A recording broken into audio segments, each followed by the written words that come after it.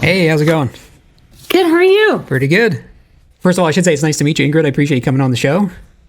Yeah, thanks for having me, Jay. No problem. Hey, you said my name right. Most people say Jai. Really? Yep. Like 95% of the time. Jai, he's a nice guy. So yeah, you'll be in town here in St. John at the Imperial on the 16th for two shows really, right? The Baby Tyler show, the matinee show, and Epidermis Circus in the evening. Yeah. Now, I've heard Epidermis Circus is so funny that people have literally peed their pants. Yeah. Well, yeah, we had, that was a beautiful comment we had from one white-haired audience member, and she was so thrilled at the end of the show, and she said, I'm so glad that I was wearing Depends, because, I laughed so hard, things just happen. Yeah. That's awesome. But mostly we get complaints. We get a lot of complaints. People say their face hurts. Oh, really? The show Okay. from laughing and smiling too much. Well, that's a good problem to have. Yeah. The You'd have somebody in the lobby hired to do a little cheek massage or something. That's a good idea. Afterwards, right? Yeah. That sounds like a job for an intern, a puppeteer intern. Yeah. Oh, you need an intern. You want to be our intern, Jay? We're taking applications. But yeah, okay, if you're taking... You earn no money, and you have to do all the work. It's great. It's a good job. I used to be an unpaid intern at a recording studio, so I know. Oh, really? I know the gig. What was the worst thing they made you do? Work 18-hour days and sleep in the live room and wake up 4 hours later to make coffee, kind of thing. What? They didn't make me do it, but Oh, sure. Yeah. there was like a lineup. If you weren't going to do it, you're out the door and someone behind you is going to come in and do it. So. Wow, our culture is insane. Yeah. I mean, I learned a lot and it was pretty valuable in general, but still, yeah, it was a little not quite right. Yeah. But We don't understand work-life balance. It's okay. yeah, it's okay. Yeah. Yeah. Okay. Sorry, that kind of threw me off there a little bit. Thinking about unpaid interns. But yeah. Okay. So face massager. Anyone looking for a job can write to you and apply as a face massager. Yeah. I should probably tell you, like Epidermis Circus, it is a spicy adult puppet show. Mm-hmm. But, when most people hear about puppets, they imagine Sesame Street style, Muppet style puppets, furry monsters. And I've gotten to work with a lot of those in my life. I got to perform on the new Fraggle Rock reboot and on a show with the Sesame Workshop show called Helpsters, playing those kinds of furry monsters. But Epidermis Circus is a very different style of puppetry. It's a very spicy show. It's for grown-ups, and it's bare hand puppetry. So I have a puppetry table with a camera on it and a whole bunch of household objects and miniature environments. And then you watch me create a live puppet film on stage. So I'm animating my bare hands and objects and things and creating these characters and illusions with mirrors and with my hands and my face. And then the puppet film is coming to life above me on the big screen above my head. So everything is happening live and in real time. And it's this magical experience. Is there like an improv aspect to it, or are you kind of running a script that you've developed?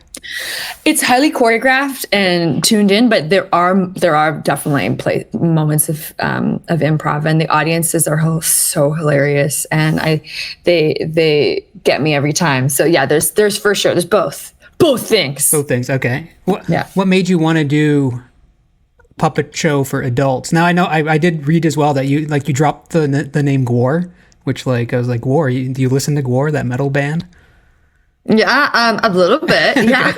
So that made me think, why would you want to go down that path of puppetry for adults, or kind of this spicy? Well, puppetry is for everybody, and you go to a lot of other countries, and I think it's mostly in North America we seem to have this idea that puppetry is for children, but. Okay. It's not the first spicy puppet show in the world. There's a lot of those in existence, but. The thing is puppets can get away with exploring dark content really, really well. Mm-hmm. And I don't know. I think these puppets, that's just what they wanted to do. So we didn't want to have any sort of barriers. But the Baby Tyler show that we're doing as a matinee is family friendly. So it's for age 5 to adults. And it's really beautiful, fun, weird, lots of miniature environments made huge on the screen by the projector. Mm-hmm. And that show, like grown-ups and children alike, love it. So it's kind of in the realm of like, if you're a grown-up who likes Pixar movies or the Muppets or things like that, there's like, it's in that kind of a realm. Okay. Yeah. So something for both. Mm-hmm. Okay, cool. I've heard you mention too that you find like puppets kind of like have their own inner, I don't know what word, is spirit the right word, or like kind of like the puppet tells you what kind of person they're going to be, or what? Yeah, they have a mind of their own, you know, like they take something and they run with it, and they seem to, yeah. I'm not always in control. So is that how this show came to be? Like you just... Yeah, it was made through many hours of play and improvisation and experimentation. So a lot of people create work from a very intellectual place where, you know, they'll write things and then they'll decide on them, and then they'll make a plan and then they'll try to execute them. But I find with puppetry, the stories really come out of the objects themselves and what they can do well and what characteristics they have. So I spend a lot of time with my hands and the objects, just messing around, seeing what are all the different things that they can do. Okay. And that's where you discover real fun stuff. Okay. How do you combine that with like voice? Like you must be searching for a voice for the puppet as well at the same time? I mean, it's pretty organic. I tend to look at the thing and go, I think it sounds like this. Okay. Or whatever, you know. But it gets refined over time. And I've performed the show a lot over the last 4 years. Every time we perform it, we refine it further and we experiment and we try new things. And so it's like a little sculpture. You just keep polishing it and polishing it. Okay. Yeah. Cool. Yeah. It kind of reminds me of like... shinier.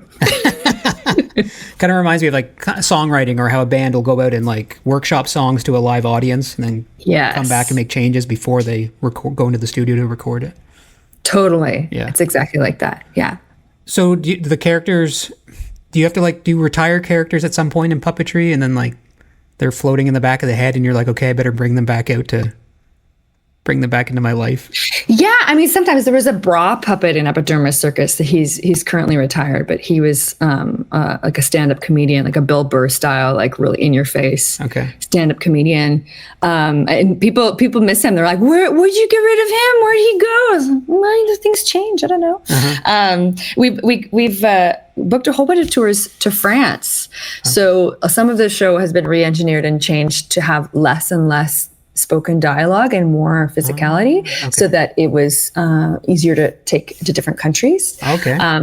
But yeah, the fun thing about puppetry is you really can do anything. You know, a puppet can like tear its head off and throw it around the room and then put it back on.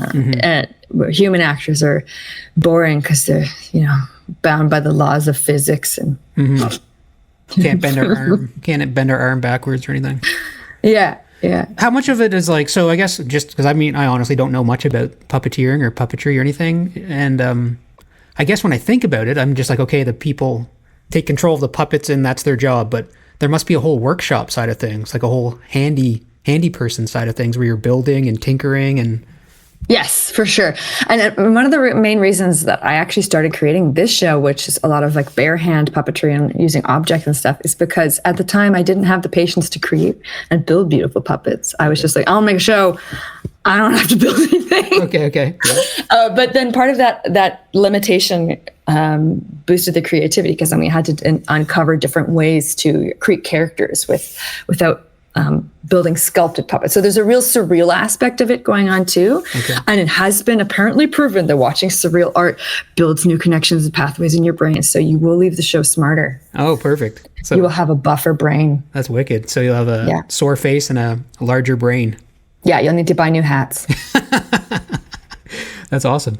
Yeah, that's cool. So did you get to like absorb some of that working for like Jim Henson's company? Did you get to watch some of like the master workshop? And is there kind of like a divide, people in the workshop and people who are working on the puppets? Like, I mean, not a divide, but it's very specialty skills. Building those style of like Fraggle, Henson puppets, it's very, very specialized. There are very few people in the world who are specialized to do that. And they are such wizards. They're so amazing. And they have this like encyclopedic knowledge of glues. Like, if you want to glue this to this, what kind of glue to use? When you do this, the puppet shop, when we were filming Fraggle Rock Back to the Rock, they had 4 giant 3D printers, and they were 3D printing tiny tools and gloves and helmets for little worker puppets, the doozers, little green guys in Fraggle Rock. And they had these like drawers and drawers of these beautiful every different kind of like hand glove attachment you could ever want for a little worker bee, you know, with like screwdrivers and tool belts. And like we had an episode where the doozers had fancy helmet day, or like helmet appreciation day or something, and they all had tricked out tiny doozer helmets, like helmets that are, you know, like a helmet that's a disco ball, a helmet that's a rooster, a helmet that's like the craft that goes into that is mouthwatering. And I mean, I learned a bit, but and then there's a whole wizardry to just how to rig the puppets' hands to be able to carry props, and how to rig the puppets with different things to give them the illusion that they can pick up stuff, because, you know, puppets don't have at least Fraggles, they don't have opposable thumbs. So they can't do anything. So everything that the puppet does, if it has to pick up a pen and write a letter, if it has to like pick up a strawberry and take a bite, everything is like a magic trick. You have to figure out ways to rig things into the hand and cut away from the scene action to make it appear like they're picking stuff up. And, Wow. That's fascinating. So coming back to Epidermis Circus, because you're live on stage doing the puppetry and it's being projected onto a screen, is there a divide assuming you get to speak to some of the audience members maybe after, or they approach you, like, is there a divide between people who are watching you as the puppeteer because they're like really into the that side of things, and then there's people that are only watching the projector? And for sure. Okay. And that's the fun part about it is as an audience member, you get to choose, right? And the puppet table is right below this big projection screen. So you can you can kind of watch both simultaneously, and you can choose and go back and forth to see when you want to see behind the scenes of how it's being made, and when you want to just watch the movie and be surprised. And that's a big part of the fun. Okay. And that was a conscious decision. Would normally the sort of thing that's being projected, the puppeteer wouldn't be on the stage kind of showing the, like with the curtain, you know, pulled open? I mean, yeah, there's lots of people who want to be hidden the whole time, but I love getting to watch how it gets put together. Okay. And you do workshops too, right? Like that's one thing you'll do is puppet workshops? Yeah, I do. I teach puppetry workshops. I don't think I'm doing one in St. John. No, but in Fredericton. Fredericton, yeah. We got a puppet workshop on Valentine's Day. Ooh, that's only like an hour drive from St. John. So anyone listening who wants to take your workshop, I mean, that's nothing. Yeah. February 14th, man. Perfect date night. Yeah, or friend night or Galentine's or whatever you want to do. Galentine's, yeah, that's cool. That's awesome. Cool. So you'll be at Imperial. Let's go through the 2 shows. So the Baby Tyler show, which is more focused, let's call it family friendly. Is that the best way to put that? Okay. Yeah. So that's at 2 p.m. in the afternoon. And then you'll be back that evening at 7:30 for the vaudeville. Is that an okay way to describe it? Vaudeville, Epidermis Circus. Yeah. Yes. Okay. Yeah. So that's really cool. So that'll be at the Imperial. And then, I suggest anyone, I mean, Fredericton's so close. If you want to take the workshop, head up to Fredericton. Yeah. Yeah. Come find us. Yeah. I think a lot of the shows are getting really close to selling out too. Which is awesome. Exactly. And that's your only shows on the East Coast, if I understand correctly. Yes, only shows on the first time ever. I've never been to New Brunswick. I have so much to learn. Yes. It's beautiful here. Yeah. The St. John punk scene was just featured in the Globe and Mail. What? Cool. So I mean, like it's pretty punk rock here. So that was pretty exciting to see that pop up. So it's kind of a cool little time. I mean, there's some struggles here, like there is everywhere, but it's kind of it seems like a pretty interesting, positive time to be in New Brunswick. So great. Cool. Yeah. All right. Well, thanks a lot for coming on the show, Ingrid. I really appreciate you taking the time to chat with me for a few minutes. Yeah. Thanks for having me, Jay. Yeah. No problem. Are you going to get to see the show? I hope. Show? Yeah, I hope to. I'm around Sunday. I just live down the street actually from Imperial Theater. So. Okay, awesome. Yeah, and let us know if there's any specific stuff we should try to do. Well, we're only in St. John for like 24 hours. Oh my God. It's going to be a big day. And then you're flying out west or something, right? Yeah, I mean, fly home. This is the end of we're calling it our Sexy Triangle Tour. Because me and my stage manager have decided that we'll always skip leg day, but we're trying to become really buff in the upper body. So we want to become like sexy triangles, like big upper body, tiny little legs. Yeah. That's a good goal to have, I guess. Yeah, this is the sexy triangle tour. Yeah. We'll see. So, and I want to get a yoked neck, just like super yoked. Like a metalhead who headbangs all the time, just a triangle, like a big, Yeah, like Corpse Grinder from Cannibal Corpse. Yes, that's exactly, Corpse Grinder. Okay. So now I'm expecting to see some neck spins, or at the show on Sunday, or maybe you'll get Baby Tyler to do some hair. Oh, Baby Tyler would be great. Oh, I used to have it, talking about bits that have been cut from the show. I used to have a bit where Baby Tyler shredded the guitar. Okay. And he had a wig and he would headbang. It was very cute. But there's just too many things to fit into a show. Yeah. Well, that's the fun part about it. Maybe they'll come back around. You can get Corpse Grinder to make a special appearance, maybe, or a little. Yes. Right now, the Baby Tyler show has a Baby Tyler cooking show scene in it, which is really real scene stealer. Yeah. Okay. He tries to bake a cupcake. Okay. Cool. Yeah. Yeah.